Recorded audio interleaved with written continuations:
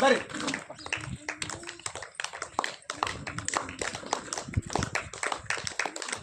ಬರ್ರಿ ನೀವು ಬರ್ರಿ.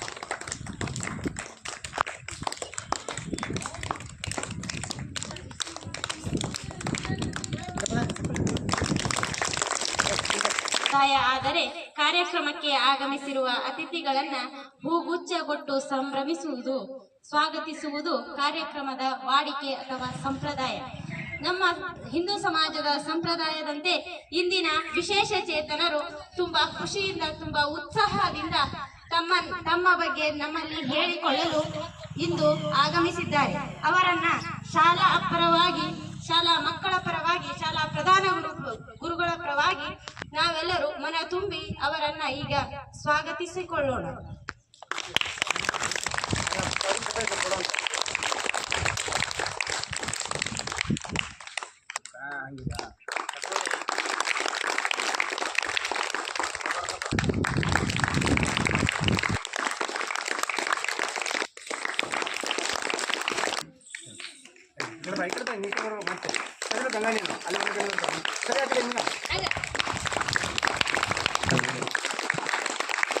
ಪ್ರಧಾನ ಗುರುಗಳು ನೆರವೇರಿಸಿಕೊಡಲಿದ್ದಾರೆ. ಎಲ್ಲರಿಗೂ ನಮಸ್ಕಾರ. ವೇದಿಕೆ ಮೇಲೆ ಆಸೀನರಾಗಿರ್ತಕ್ಕಂಥ ಈ ನಮ್ಮ ಶಾಲೆಯ ಪಾಲಕರು ಆಗಿರ್ತಕ್ಕಂಥ ಹಾಗೂ ವಿಶೇಷ ಚೇತನರಾಗಿರ್ತಕ್ಕಂಥ ಶ್ರೀ ಹನುಮಂತ ಅವರನ್ನು ನಾನು ನಿಮ್ಮೆಲ್ಲರ ಪರವಾಗಿ, ನನ್ನ ಪರವಾಗಿ ತುಂಬ ಸ್ವಾಗತವನ್ನು ಕೋರ್ತಾ ಅವರಿಗೆ ನಾನು ಸುಸ್ವಾಗತವನ್ನು ಕೋರ್ತಾ ಇದ್ದೇನೆ.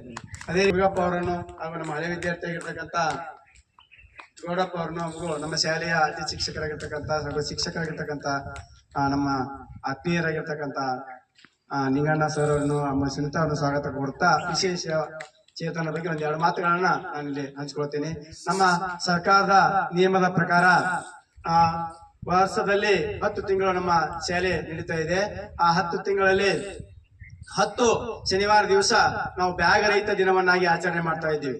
ಯಾಕಪ್ಪ ಅಂದ್ರ ಶಾಲಾ ಮಕ್ಕಳ ಬ್ಯಾಗ್ ಹೊರೆಯನ್ನ ತಪ್ಪಿದಕ್ಕೋಸ್ಕರ ನಮ್ಮ ಇಲಾಖೆ ಏನ್ ಮಾಡೈತಿ, ತಿಂಗಳಲ್ಲಿ ಒಂದು ದಿವಸ ಬ್ಯಾಗ್ ರಹಿತ ದಿನವನ್ನಾಗಿ ಆಚರಣೆ ಮಾಡಬೇಕು ಅಂತಕ್ಕಂಥ ಒಂದು ಸುತ್ತೋಲೆಯ ಪ್ರಕಾರ ಮೊದಲೇ ಶನಿವಾರ ಅಂಗವಿಕಲರ ಜೊತೆ, ವಿಶೇಷ ಚೇತನರ ಜೊತೆ ಮಕ್ಕಳನ್ನ ಕೂಡಿಸಿ ಅವರಿಂದ ಸಂವಾದ ನಡೆಸಬೇಕಂತಕ್ಕಂಥ ಒಂದು ಯೋಜನೆಯನ್ನ ವಿಶೇಷವಾಗಿ 3 ಜನರನ್ನ ನಾವಿಲ್ಲಿ ಆಹ್ವಾನ ಕೊಟ್ಟಿದ್ದೀವಿ. 4 ಜನ ಕೊಟ್ಟಿದ್ದೀವಿ. ಒಬ್ರು ಸಮಯದ ಅಭಾವದಿಂದಾಗಿ ಅವರು ಇಲ್ಲಿಂದ ತೆರಳಿದ್ದಾರೆ. ಅವರ ಒಂದು ಅನುಪಸ್ಥಿತಿಯಲ್ಲಿ ನಮ್ಮ ಇಲ್ಲೊಬ್ಬರು ಬಂದರು. ಬನ್ನಿ ಸಕಾಲ ಈ ಕಾರ್ಯನಿರ್ವಹಿಸ್ತಕ್ಕಂಥ ನಂದಪ್ಪ ಅನ್ನರವರು ಕೂಡ ನಾನು ಹೂಗುಚ್ಛ ನೀಡುವುದೇ ಸ್ವಾಗತ ಮಾಡ್ಕೊಳ್ತಾ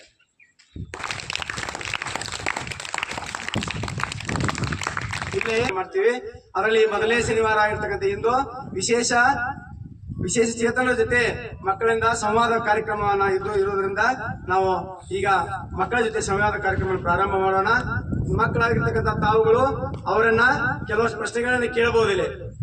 ನಿಮಗೆ ಏನು ಗೊತ್ತಿರ್ತೈತಿ ಅದನ್ನ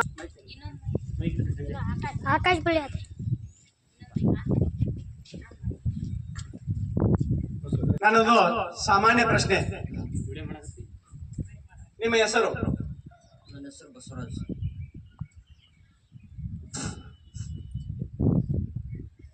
ನೀವು ಈಗ ಯಾವ ಕೆಲಸವನ್ನು ಮಾಡ್ತಾ ಇದ್ದೀರಿ? ಅಲ್ಲಿ ಓದ್ತೀನಿ.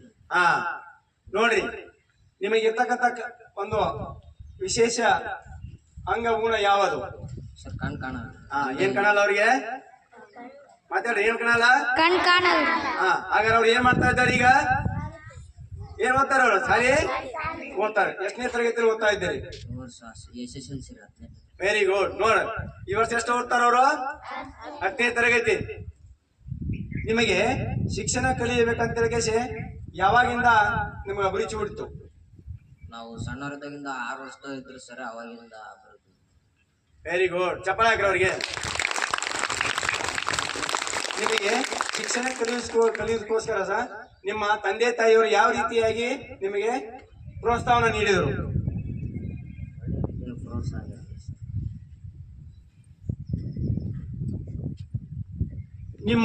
ನಿಮ್ಮಲ್ಲಿರ್ತಕ್ಕಂಥ ಶಿಕ್ಷಣ ಜೊತೆಗೆ ಇನ್ಯಾವ ಯಾವ ಹವ್ಯಾಸಗಳು ನಿಮ್ಮಲ್ಲಿವೆ?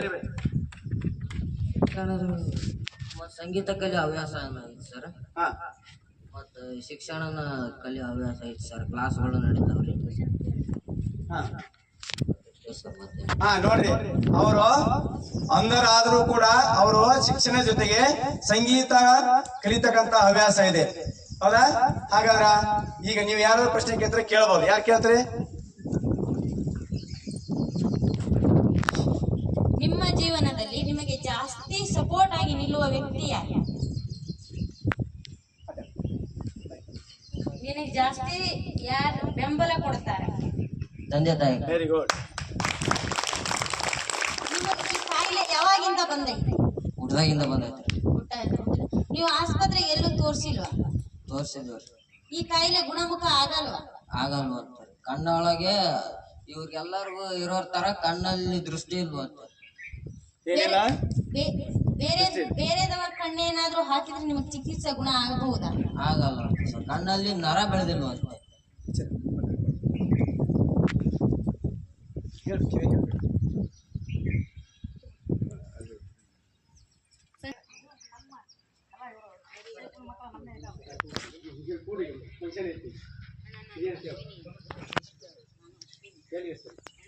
ಈ ಜ್ವರ ಮಾತಾಡಿ ನೀನು ನಡೆಯುವಾಗ ನಿಮಗೆ ಯಾವ ತರವಾದ ಕಷ್ಟವಾಗುತ್ತದೆ? ನಡೆಯುವಾಗ ನಿಮಗೆ ಯಾವ ರೀತಿ ತೊಂದರೆ ಆಗುತ್ತದೆ? ನಡೆಯುವಾಗ ಈಗ ರೋಡಲ್ಲಿ ನಡೆಯುವಾಗ ಯಾವ ತರ ಗಾಡಿಗಳು ಬರ್ತಿರ್ತವೆ, ಮತ್ತೆ ಈ ದನ ಕರುಗಳು ಬರ್ತಿರ್ತವೆ. ಆದ ಕಾರಣ ನಮಗೆ ಸ್ವಲ್ಪ ನಡೆಯೋದಕ್ಕೆ ಕಷ್ಟ ಆಗುತ್ತೆ. ನಮಗೆ ಕಣ್ ಕಾಣಲ್ಲವಲ್ಲ, ಅದಕ್ಕೆ ಸ್ವಲ್ಪ ನಡೆಯೋದಕ್ಕೆ ಕಷ್ಟ ಆಗುತ್ತೆ.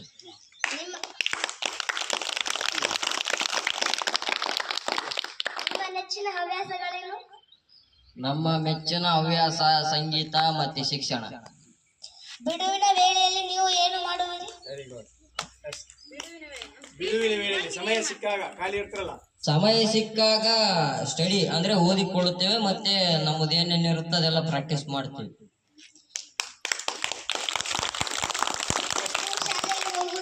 ಹೋಗಿದ್ದೀರಿ? ಹೋಗಿದ್ದೀವಿ. ನಿಮ್ಮ ಜೀವನದಲ್ಲಿ ನಿಮಗೆ ಪ್ರೇರಣೆ ನೀಡುವ ವ್ಯಕ್ತಿ ಅಥವಾ ವಿಷಯ ಯಾವುದು? ತಂದೆ ತಾಯಿ. ನೀವು ಮೊಬೈಲ್ ಯಾವ ರೀತಿ ನೋಡುತ್ತೀರಿ? ನಾವು ಮೊಬೈಲ್ ಯಾವ ರೀತಿ ನೋಡ್ತೀವಪ್ಪ ಅಂದ್ರ, ಮೊಬೈಲು ನೀವು ನೋಡೋ ತರಾನೇ ನೋಡ್ತೀವಿ, ಆದ್ರೆ ನಮಗ್ ಕಾಣಿಸಲ್ವಲ್ಲ. ಮೊಬೈಲ್ ಸೆಟ್ಟಿಂಗ್ ಒಳಗ ಒಂದು ಟಾಪ್ ಬ್ಯಾಕ್ ಅಂತ ಇರುತ್ತ. ಆ ಟಾಪ್ ಬ್ಯಾಕ್ ಯೂಸ್ ಮಾಡ್ಕೊಂಡ್ರ ನಾವು ಏನೇನು ಪ್ರೆಸ್ ಮಾಡ್ತೀವಲ್ಲ ಅದನ್ನ ಅದ್ ಮಾತಾಡ್ತೈತಿ. ಅದ್ರ ಮುಖಾಂತರ ನಾವು ಮೊಬೈಲ್ ನೋಡ್ತೀವಿ.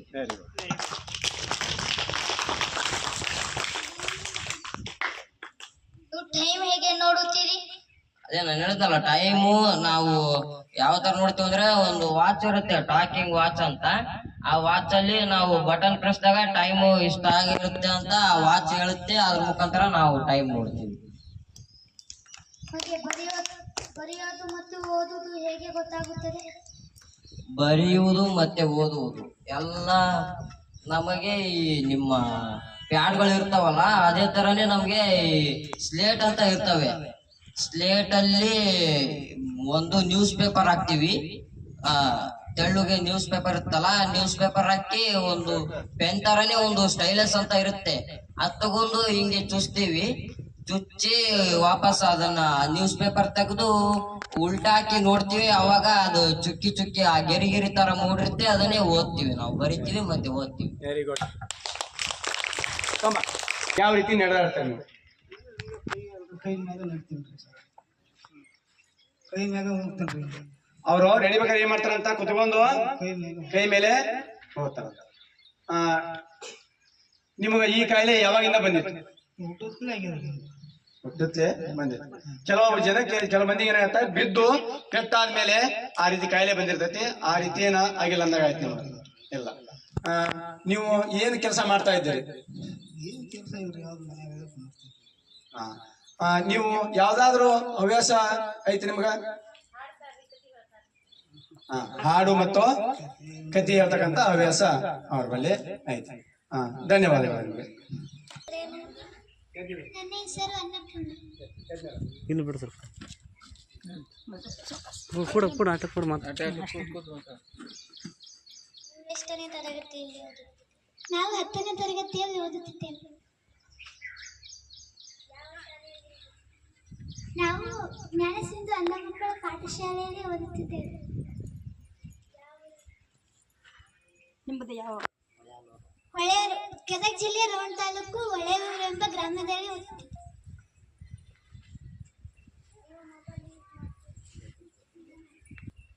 ನೀವು ಯಾವ ರೀತಿ ಓದುತ್ತೀರಿ?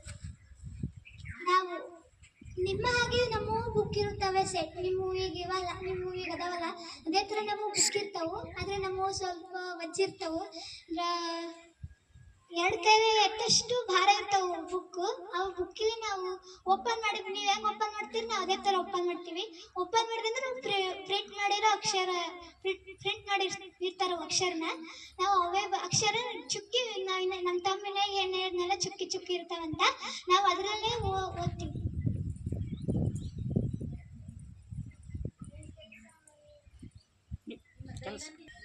ಕೆಲಸ ಏನು?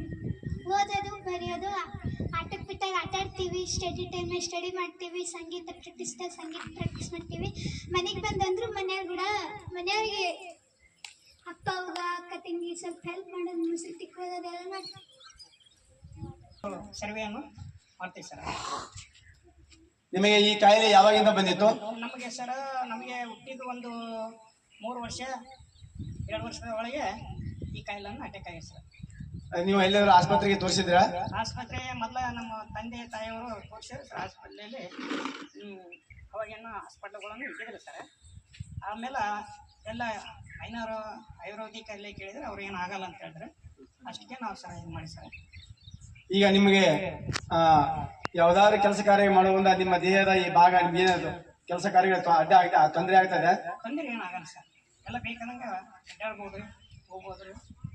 ಈಗೇನ ತ್ರಾಸ ಏನು ಅನ್ಸಲ್ಲ ಸರ್. ಇದಕ್ಕೆ ಯಾವ ಕಾಯಿಲೆ ಅಂತ ಹೇಳ್ತಾರೆ? ಇವರು ನೋಡ್ರಿ, ಇದರಲ್ಲಿ ದೈಹಿಕ ಅಂತ, ದೈಹಿಕನ ಅಂದ್ರೆ ಇಷ್ಟು ನಿಮ್ ವ್ಯತ್ಯಾಸ ಅದಲ್ಲ, ಕೈ ಕಾಲು ಇವ್ರದು ಕಾಲಿಲ್ಲ, ಇವ್ರದ್ದು ಎಂತೂ ಅಂಗವೈಕಲ್ಯ ಅಂತ ಸರ್. ಅವರಿಗೆ ದೈಹಿಕ ಅಂತ ಬರ್ತೈತೆ, ಈ ಮಕ್ಕಳಿಗೆ ಅಂಧ ಅಂತ ಇವ್ರಿಗೆ ಕಣಕಣ ಸರ್ ಅಂಧ ಅಂತ. ನಿಮಗೆ ನಮ್ಗೆ ದೈಹಿಕ. ಇಲ್ಲಿ ಕಾಲು ಉಂಡಿದ್ದಕ್ಕ ಇವರು ದೈಹಿಕ ಅಂಗವೈಕಲ್ಯತೆ, ಕಣ್ಣಿಲ್ಲದ ಕೈರು ಅಂಧ ಅಂಗವೈಕಲ್ಯತೆ, ನಿಮಗೆ ದೈಹಿಕ ಅಂಗವೈಕಲ್ಯ ಅಂತ ನಿಮಗ ಆ ಒಂದು ಕಾಯಿಲೆಯನ್ನು ಕರೀತಾರೆ. ನಿಮಗೆ ಮದುವೆ ಆಗಿದೆ? ಆಗಿದೆ ಸರ್. ಮಕ್ಕಳಿದ್ದಾರೆ ನಿಮಗ? ಮಕ್ಕಳು ಇದ್ದಾರೆ ಸರ್. ಎಷ್ಟು ಮಂದಿ ಇದ್ದಾರೆ ಮಕ್ಕಳು? ಮಕ್ಕಳು ಸರ್ 5 ಮಂದಿ ಇದ್ರು, ಒಬ್ಬರು ಹೆಸರು ಸರ್. 4 ಜನ ರೀ. ಅವ್ರಿಗೆ ಇಬ್ಬರಿಗೆ ಗಂಡು ಮಕ್ಕಳಿಗೆ ನಾನು ಮ್ಯಾರೇಜ್ ಆಗೈತಿ ಅವ್ರಿಗೆ. Very good. ಮತ್ತು ಮಗು ಓದ್ತಾನ್ರಿ, ಮಗಳು ನೋಡಿ. ನೀವು ಇಷ್ಟೆಲ್ಲ ನಿಮ್ಮ ದೇಹ ಗುಣ ಇದ್ರೂ ಕೂಡ ನೀವು ಸಂಸಾರದಲ್ಲಿ ಎಷ್ಟೊಂದು ಗಮನ ಹರಿಸಿ ನಿಮ್ಮ 2 ಹೆಣ್ಣು ಮಕ್ಕಳಿಗೆ ಮದುವೆ ಮಾಡಿದಪ್ಪ ಅಂದ್ರೆ ನಿಜವಾಗ್ಲೂ ಗ್ರೇಟ್. ನಿಮಗೆ ಎಲ್ಲರ ಪರವಾಗಿ ನಾನು ನಿಮಗೆ ಅಭಿನಂದನೆ ಸಲ್ಲಿಸ್ತಾ ಇದ್ದೇನೆ.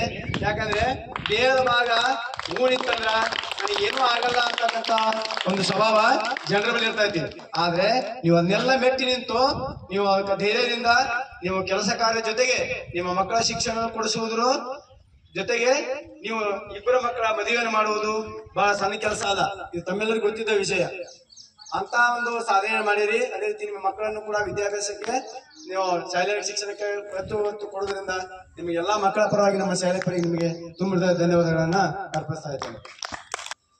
ನಿಮಗೆ ಎಷ್ಟು ಜನ ಮಕ್ಕಳು? 4 ಮಂದಿ ಸರ್. 4 ಮಕ್ಕಳಲ್ಲಿ ಈ ರೀತಿ ಇರ್ತಕ್ಕಂಥ ಮಕ್ಕಳು ಎಷ್ಟು? 2 ಸರ್. 2. ನೀವು ಈ ಮಕ್ಕಳನ್ನ ನಮ್ಮ ಸಾಮಾನ್ಯ ಮಕ್ಕಳ ಹಾಗೆ ಪ್ರೋತ್ಸಾಹ ನೀಡುವುದು ಒಂದು ಮನಸ್ಸು ಯಾವಾಗಿಂದ ಪ್ರಾರಂಭ ಆಯ್ತು ನಿಮ್ಗೆ? ಹುಟ್ಟಲಿದ್ದ ಸರ್ ಅವ್ರು ಹುಟ್ಟಲಿದ್ದ ಏನು ಮಾಡ್ಬೇಕು, ಅವ್ರಿಗೆ ಏನು ಕಲಿಸ್ಬೇಕು, ಏನು ಮಾಡ್ಬೇಕು ಅನ್ನೋದು ಆವಾಗಲಿದ್ದ ಐತೆ ಸರ್. ಫಸ್ಟಿಗೆ ಈ ಮಕ್ಕಳನ್ನ ನೀವು ಯಾವಲ್ಲಿ ಶಾಲೆಗೆ ಸೇರಿಸಿದ್ರಿ? First Yadgir sir. ಯಾದಗಿರಿ. ಅಲ್ಲಿ ಎಷ್ಟು ವರ್ಷ ಇದ್ರಲ್ಲಿ? 2 ವರ್ಷ ಇದ್ರಿ ಸರ್. ಅಲ್ಲಿಂದ ಎಲ್ಲಿ ಯಾವ ಶಾಲೆ ಕಳಿಸಿದ್ರಿ? ಬಾಗಲಕೋಟೆ ಸರ್. ಅಲ್ಲಿ ಯಾವ ಶಾಲೆ ಅದು? ಅದು ಯಾವಾದ್ರಿ? ಸಜೀವಿ ಅಂಧ ಮಕ್ಕಳ ಪಾಠಶಾಲೆ. ಸಜೀವಿ ಅಂಧ ಮಕ್ಕಳ ಪಾಠಶಾಲೆ. ಅಲ್ಲಿ ಎಷ್ಟು ವರ್ಷ ಶಿಕ್ಷಣ ಪಡೆದ್ರು ಅವರು? ಅಲ್ಲಿ 2 ವರ್ಷ ಸರ್. ಅಲ್ಲಿ 2 ವರ್ಷ. ಅಲ್ಲಿಂದ ಮುಂದೆ ಯಾವ ಊರಿಗೆ ಶಿಕ್ಷಣಕ್ಕೆ ಸೇರಿಸಿದ್ರಿ? ಹೊಳೆಯಾಲೂರು ಸರ್. ಹೊಳೆಯಾರು. ಅಲ್ಲಿ ಹೊಳೆಯಾಲೂರು ಇರತಕ್ಕಂಥ ಶಿಕ್ಷಣ ಸಂಸ್ಥೆ ಹೆಸರು ಜ್ಞಾನಿ ಸಿಂಧು ಅಂಧ ಮಕ್ಕಳ ಪಾಠಶಾಲೆ. ಜ್ಞಾನ ಸಿಂಧು ಅಂಧ ಮಕ್ಕಳ ಪಾಠಶಾಲೆ. ಇಲ್ಲಿ ನಿಮಗೆ ಉಚಿತವಾಗಿ ಶಿಕ್ಷಣ ಸಿಗ್ತೈತೋ ಅಥವಾ ನೀವು ಅದಕ್ಕೆ ಏನಾದ್ರು ಹಣವನ್ನ ವೇಯಿಸಬೇಕು? ಇಲ್ಲ ಸರ್, ಉಚಿತವಾಗಿ ಸಿಗ್ತದೆ ಸರ್. Very good. ಉಚಿತವಾಗಿರ್ತಕ್ಕಂಥ ಶಿಕ್ಷಣವನ್ನ ನೀವು ಅವ್ರಿಗೆ ಕೊಡಿಸ್ತಾ ಇದ್ದೀರಿ, ಧನ್ಯವಾದಗಳು. ಜೊತೆಗೆ ನೀವು ಅವರಿಗೆ ಪ್ರೋತ್ಸಾಹ ನೀಡ್ತಕ್ಕಂಥ ನಿಮಗೂ ಕೂಡ ನಾವು ಎಲ್ಲ ಶಾಲೆ ಮಕ್ಕಳ ಪರವಾಗಿ ನಮ್ಮೆಲ್ಲರ ಪರವಾಗಿ ತುಂಬ ಧನ್ಯವಾದಗಳನ್ನ ಅರ್ಪಿಸ್ತಾ ಇದ್ದೇನೆ. ಅದೇ ರೀತಿ ಇನ್ನೊಂದು ನಮ್ಮಲ್ಲಿ ಮನವಿ, ಆ ಮಕ್ಕಳು ಎಲ್ಲಿವರೆಗೂ ನಾವು ಶಿಕ್ಷಣ ಪಡಿತೀನಿ ಅಂತ ಅಭಿರುಚಿ ಐತಿ ಅಲ್ಲಿವರೆಗೆ ನೀವು ಓದಿಸ್ತೀರಾ? ಓದಿಸ್ತೀರಾ? ಓದಿಸ್ತೀವಿ ಸರ್. ನೀವು ನಿಮ್ಮಲ್ಲಿ ಪ್ರಶ್ನೆ, ನೀವು ಕೂಡ ಓದಕ್ ಪ್ರಯತ್ನ ಮಾಡ್ತೀರಾ? ಸರ್ ಪ್ರಯತ್ನ ಮಾಡಿ. ಏನ್ ಮಾಡ್ತೇವೆ ಅನ್ಕೊಳ್ಳೋಣ. Very good. ಕೊನೆ ನಾವು ನಿಮ್ಮ ಸಂಗೀತದಲ್ಲಿ ನಿಮ್ಗೆ ಅಭಿರುಚಿ ಐತೆ ಅಂತ ಹೇಳಿ ನಮ್ಮ ಮಕ್ಕಳಿಗೋಸ್ಕರ ತಮ್ಮಿಂದ ಒಂದಿಷ್ಟು ಹಾಡನ್ನಾಗ್ಲಿ ಅಥವಾ ನಿಮ್ಮ ಏನು ಸಂಗೀತದ ಒಂದು ಜ್ಞಾನ ಐತಿ ಅದನ್ನ ತಿಳಿಸ್ಕೊಡ್ಬೇಕಂತ ಕೇಳ್ಕೊಂತ ಇದ್ದೇನೆ.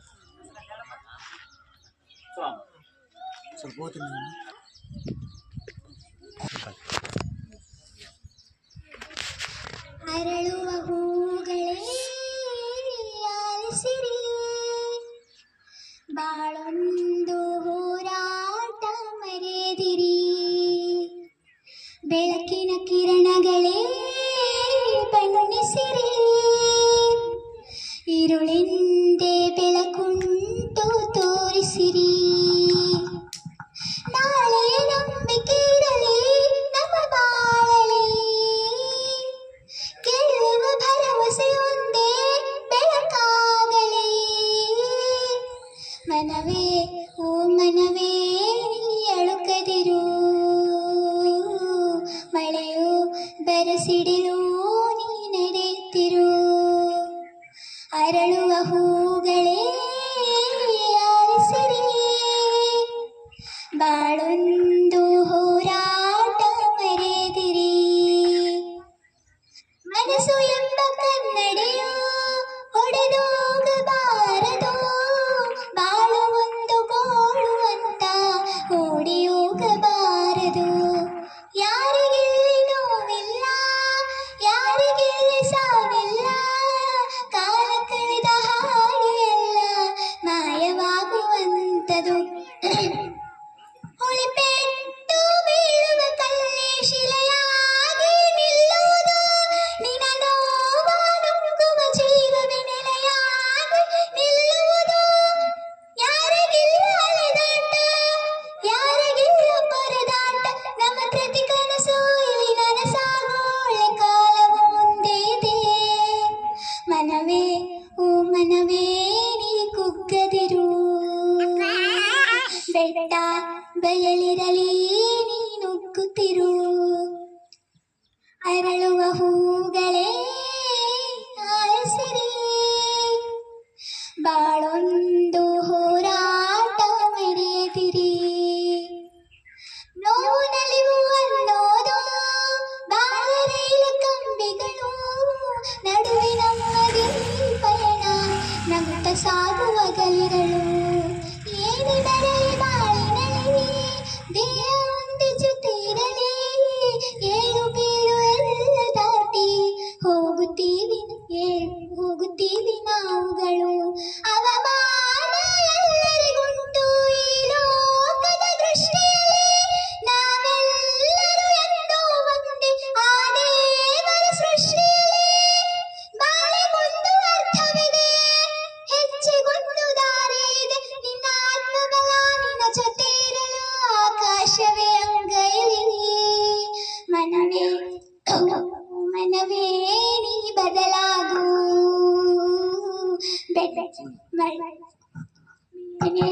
ಸಾಧನೆಗೂ ನೀ ಮೊದಲಾಗು, ಅರಳುವ ಹೂಗಳೇ ಆಲಿಸಿರಿ, ಬಾಳೊಂದು ಹೋರಾಟ ಬೆಳಕಿನ ಕಿರಣಗಳೇ ಬೆನ್ನಿಸಿರಿ, ഇരുളിന്റെ ಬೆಳಕುಂಟು ತೋರಿಸಿರಿ. ನಾಳೆ ನಂಬಿಕೆಯಿರಲಿ ನಮ್ಮ ಬಾಳಲಿ, ಗೆಲ್ಲುವ ಭರವಸೆ ಒಂದೇ ಬೆಳಕಾಗಲಿ. ಮನವೇ ಓ ಮನವೇ ನೀ ಅಳುಕದಿರು, ಮಳೆಯು ಬರಸಿಡಿಲು ನೀ ನಡೆಯುತ್ತಿರು. Thank you. Very good. ಶಾರದೆ ವರದೆ ದೇವಿ ಪುರಿ ಶಾರದೆ ವರದೆ ಸಂಗೀತ ಸಾಹಿತ್ಯ ಕಲಾ ಪ್ರಮೋದೆ, ಸಂಗೀತ ಸಾಹಿತ್ಯ ಕಲಾ ಪ್ರಮೋದೆ. ದೇವಿ ಪುರಿ ಶಾರದೆ ವರದೆ ದೇವಿ ಪುರಿ ಶಾರದೆ ವರದೆ. ವಿದ್ಯಾ ದೇವತೆ ವಿದ್ಯಾ ಪ್ರದಾತೆ, ವಿದ್ಯಾ ದೇವತೆ ವಿದ್ಯಾ ಪ್ರದಾತೆ, ವಿದ್ಯಾ ಮಾತೆ ಮೋದಿತೆ, ವಿದ್ಯಾ ಮಾತೆ ಮೋದಿತೆ. ದೇವಿ ಪುರಿ ಶಾರದೆ ವರದೆ ದೇವಿ ಪುರಿ ಶಾರದೆ ವರದೆ. ಸಂಗೀತ ಸಾಹಿತ್ಯ ಕಲಾ ಪ್ರಮೋದೆ, ಸಂಗೀತ ಸಾಹಿತ್ಯ ಕಲಾ ಪ್ರಮೋದೆ. ದೇವಿ ಪುರಿ ಶಾರದೆ ವರದೆ ದೇವಿ ಪುರಿ ಶಾರದೆ, ದೇವಿ ಪುರಿ ಶಾರದೆ ದೇವಿ ಪುರಿ ಶಾರದೆ ವರದೆ. Thank you. Very good. ಮತ್ತು ಸಂಗೀತದಿಂದ ಒಂದು ಒಂದು ಗಾಯನವನ್ನ ಹಾಡಿ ನಮ್ಮ ಒಂದು ಕಿವಿಯನ್ನ ಇಂಪ್ರೂವ್ ಮಾಡಿರ್ತಕ್ಕಂಥ ಬಸವರಿಗೆ ತುಂಬ ಧನ್ಯವಾದಗಳು.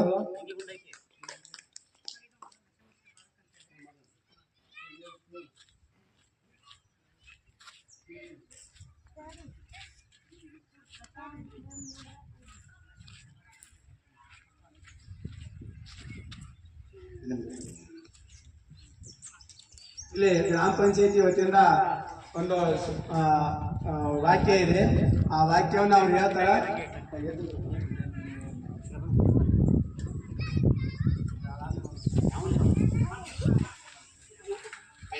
ಈಗ ಮುಂದಿನ ಕಾರ್ಯಕ್ರಮ ಸಂತಾ ಮೇಡಮ್ ನಡೆಸ್ಕೊಂಡ್ಬೇಕು ಕೇಳ್ಕೊಂತ ಇದ್ದೀವಿ.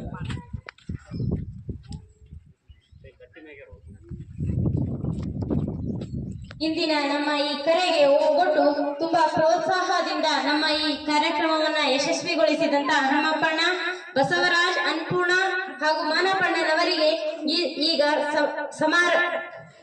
ಸನ್ಮಾನ ಸಮಾರಂಭ. ಹನುಮಪ್ಪಣ್ಣನವರಿಗೆ ಸನ್ಮಾನ ಕಾರ್ಯಕ್ರಮವನ್ನ ಮಾಡಬೇಕೆಂದು ಕೇಳಿಕೊಳ್ಳುತ್ತೇವೆ.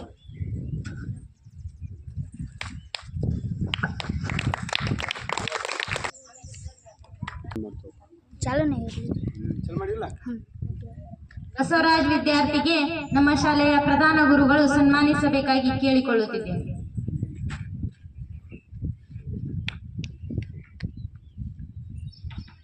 ಬಹಳಷ್ಟು ನಿಮ್ಮಿಂದ ಮಕ್ಕಳಿಗೆ ಬಹಳ ಇದಾಯಿತು.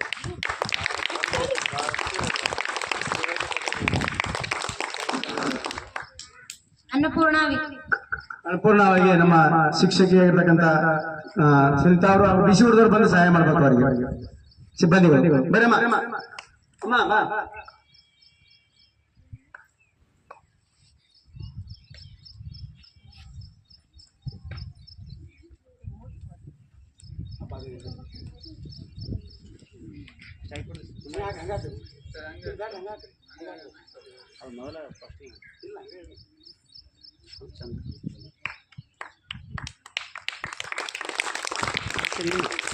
ಮ್ಯಾಮ್ ಈ ಕಣ್ಣು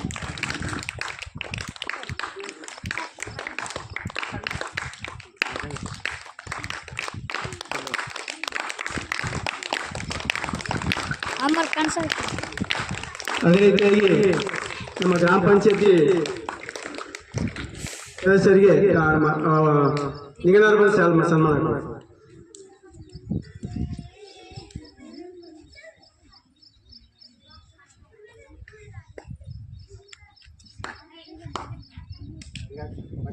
ವ್ಯತ್ಯಾಸ ಅಲ್ಲ ವ್ಯತ್ಯಾಸ ಬಂದು ಬೇರೆ ಬೇರೆ ಅವ್ರಿಗೆ ಬೇರೆ ಒಂದು ಥರ ಆಗಲಿ ಅಂತ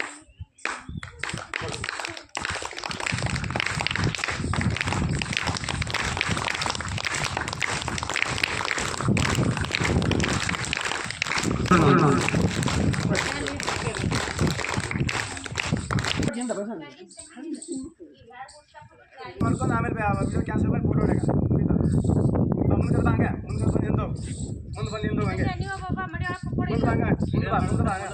ಮುಂದೆ ಬಾ ಪೂರ್ತಿ ಮುಂದೆ ಬಂದು ಆ ಕಡೆ ಈ ಕಡೆ ವರ್ಷ ಮೊಬೈಲ್ ಕವರ್ ಆಯಿತು ಎಲ್ಲರೂ ಕವರ್ ಮಾಡ್ಕೊ